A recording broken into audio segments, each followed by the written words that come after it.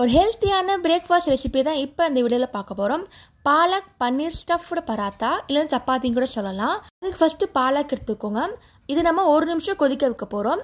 நல்லா கொதித்து வந்ததுக்கப்புறமா ட்ரெயின் பண்ணிடலாம். இப்போ நல்லா கொதிக்க வந்தாச்சு. இப்போ ட்ரெயின் பண்ணலாம். ட்ரெயின் பண்ணி நல்லா ஆற வைங்க. இப்போ இதை அரைக்க போகிறோம். ஃபஸ்ட்டு இதை ஆட் பண்ணிக்கோங்க. பாலக்கு கொஞ்சமாக கொத்தமல்லி, அப்புறமா அரை துண்டு பச்சை மிளகா. உங்களுக்கு காரம் ஜாஸ்தியாக இருந்தால் இன்னும் கூட ஆட் பண்ணிக்கலாம். இப்போ எல்லாத்தையும் மிக்ஸ் பண்ணி கிரைண்ட் பண்ண போகிறோம். நல்லா திக் பேஸ்ட்டாக இருக்கணும். பாலக் நல்லா கரைஞ்சிருக்கணும்.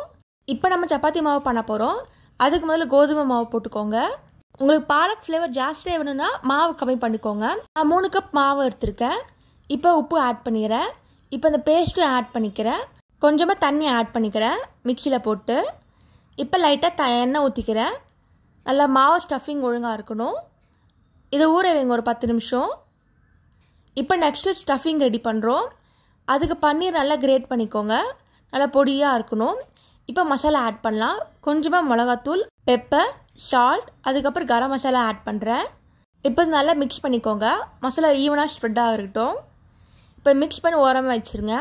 இப்போ சப்பாத்தி தட்ட போகிறோம். நல்லா ஈவனாக ஸ்ப்ரெட் பண்ணிக்கோங்க. தின்னாக இருக்கட்டும். இந்த ஸ்டஃபிங் வர பண்ண போகிறோம். இந்த மாதிரி மெலிசாக வரட்டும். எல்லா கார்னரும் பண்ணுங்கள். இப்போ நல்லா தின்னு ஆனதுக்கப்புறமா இப்போ ஸ்டஃபிங் எடுக்கலாம். பன்னீர் கொஞ்சமாக போடலாம் இல்லை அதிகமாக போடலாம். உங்கள் ஃப்ளேவரிங் பொறுத்து இருக்குது. நான் மீடியமாக போடுறேன். இப்போ பாக்கெட் மாதிரி நல்லா 4 கார்னரையும் மடித்து வச்சுருங்க. இப்போ நல்லா ஒட்டிக்கோங்க. கொஞ்சமாக கோதுமை போட்டுக்கோங்க, ஒட்டாமல் வரும். இப்போ நல்லா ஸ்ப்ரெட் பண்ணிக்கோங்க. திருப்பிட்டே இருங்க, அப்போ தான் ஒட்டாமல் வரும். பன்னீர் உள்ளே இருக்கும், வெளியே மாவு இருக்கும். அப்போ தான் லேயரிங் பண்ணும்போது அழகாக இருக்கும் பராத்தா. ஸ்டஃபிங் நல்லா ஒட்டும். ரொம்ப தின்னாக பண்ணால் கிழிஞ்சிரும். அதுக்கு ஏதாவது மீடியம் சைஸ்லேயே பண்ணுங்கள். இப்போ கல் சூடாயிருச்சு. எண்ணெய் அப்ளை பண்ணிட்டு அதுக்கப்புறம் பராத்தாவை போட்டுருங்க. மேலேயும் எண்ணெய் அப்ளை பண்ணுங்கள். 2 பக்கம் திருப்பி போடுங்க. நல்லா வேகணும். பாலக் பன்னீர் ஸ்டஃப்டு சப்பாத்தி ரெடி ஆகிடுச்சு. இதே மெத்தடில் பன்னீருக்கு பதிலாக நீங்கள் ஆலு கூட வச்சு பார்க்கலாம்.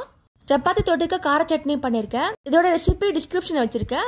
அதையும் மறக்காமல் செக் பண்ணி பாருங்கள். தேங்க்ஸ் ஃபார் வாட்சிங். லைக் பண்ணுங்கள், ஷேர் பண்ணுங்கள், சப்ஸ்கிரைப் பண்ணுங்கள்.